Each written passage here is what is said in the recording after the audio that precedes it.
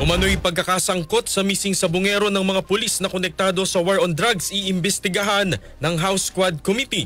Kasama natin sa balita si Radyoman Grace Mariano. Iimbestigahan ng House Quad Committee ang posibleng koneksyon sa kaso ng 34 na mga nawawalang sabungero ng mga pulis na sangkot din sa madugong war on drugs ng Duterte administration. Sinabi ito ni Manila Representative Bienvenido Abante Jr. na siyang chairman ng House Committee on Human Rights na bahagi ng Quad Committee. Ayon kay Abante, ito ay makaraang banggiti ng Philippine National Police Criminal Investigation and Detection Group na ilan sa 18 police officers na iniimbestigahan ng National Police Commission kaugnay sa kaso ng missing sabongeros ang konektado rin sa war on drugs. Sabi ni Abante, sa gagawing pagdinig ng House Quad Committee ay iimbitahan ang naturang 18 mga pulis kasama ang 6 pang pulis na tinanggal na sa serbisyo. Kasama mo sa DCXL RMN Manila, Radyoman Grace Mariano, Tatak RMN.